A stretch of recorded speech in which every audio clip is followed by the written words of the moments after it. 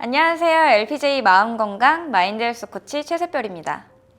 코로나19가 세계적으로 퍼지기 시작하면서 사회적 거리두기부터 셧다운까지 당연한 줄만 알았던 일상은 더 이상 일상이 아닌 게 되었습니다. 화상회의, 재택근무, 배달음식, 드라이브스루 등 최대한 비대면 방식을 생활에 이어갔지만 외출과 만남이 자유롭지 못하고 일자리를 잃게 되는 건 어쩔 수 없었던 것 같아요. 그래서 코로나 블루, 코로나 우울이라는 말이 나올 정도로 우울과 무기력을 호소하시는 분이 많았습니다.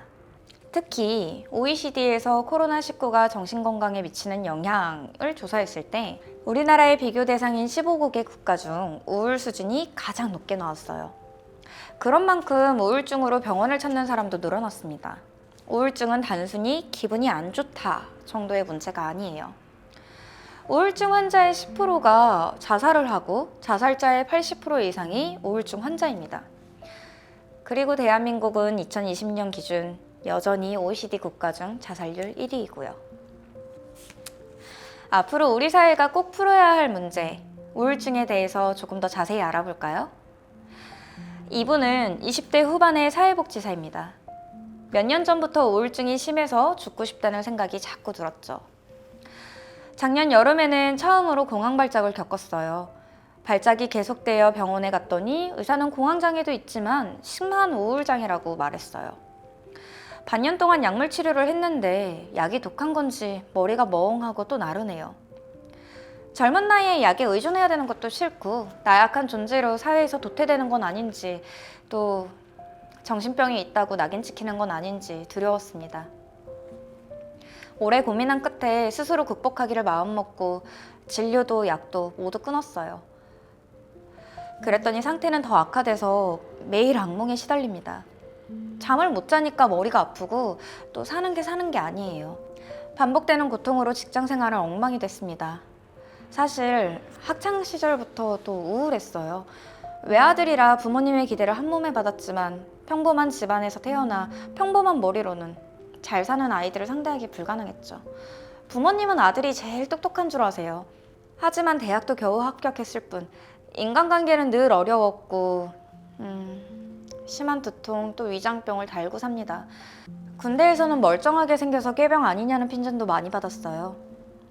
학업을 마치고 간신히 취직했지만 어려운 인간관계와 아픈 몸으로 항상 괴롭습니다.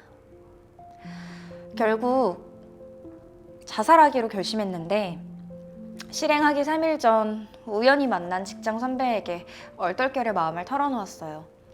선배는 이분에게 혼자가 아니라고 강조했고 전문가의 도움을 받으면 상황도 반드시 나아질 거다라고 확신하며 말했죠. 선배도 도와주겠다고 말이죠. 근데 다시 병원 가려고 하니까 우울증이라는 진단 또 정신병이라는 선고를 받을까 두려워서 어떻게 해야 될지 모르겠어요.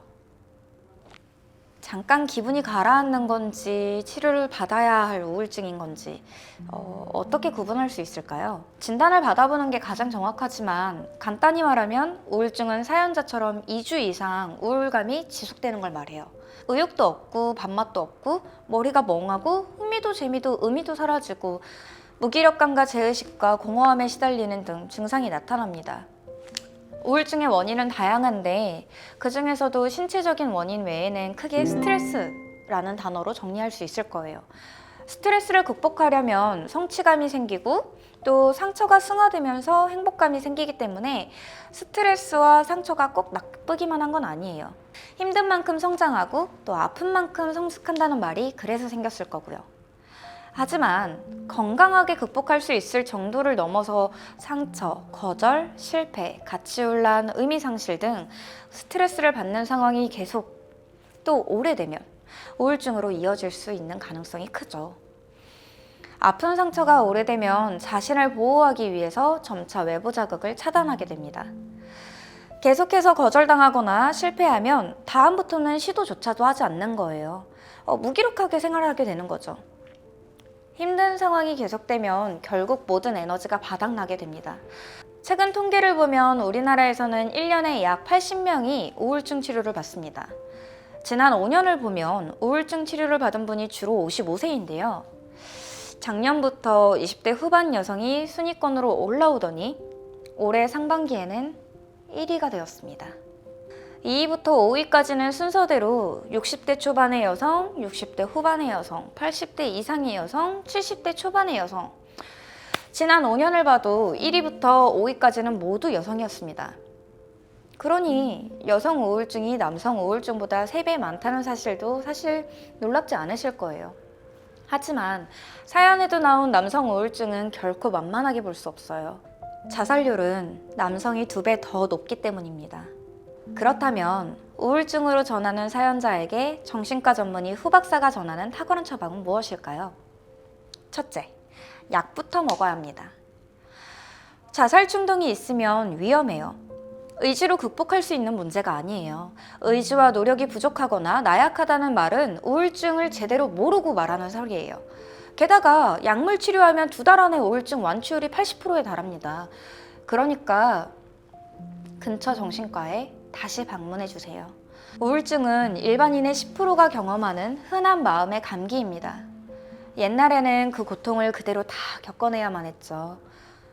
이제는 치료법도 많이 개발됐어요. 우울감의 고통도, 공황증의 불안도, 자살 충동의 위험도 날 것 그대로 모두 느끼며 괴로워할 필요가 없습니다. 둘째, 몸부터 돌봐야 됩니다. 우울하다는데 왜 몸을 돌보라는 건지 이상할 수도 있는데 몸과 마음은 하나라고 할 정도로 무척 관련이 많습니다. 마음이 아프니까 몸도 병들고 몸이 아프니까 마음이 병든다는 걸 직접 또는 간접적으로 경험해 보신 분들이 많을 거예요. 그러니까 수면제를 먹어서라도 충분히 잘 주무셔야 돼요. 그래야 몸도 마음도 회복되고 힘이 나거든요. 식욕이 없어도 하루 세 끼를 잘 챙겨 먹어야 되고 그런 다음엔 걸어보세요. 걷고 또 걷고 힘 되는 대로 마음 가는 대로 그냥 걸으면 됩니다. 걷다 보면 복잡했던 머릿속이 단순해질 거고 그런 날들이 쌓이다 보면 점차 작은 의욕들이 생기는 걸 느낄 수 있습니다. 셋째, 자존감을 회복해야 됩니다.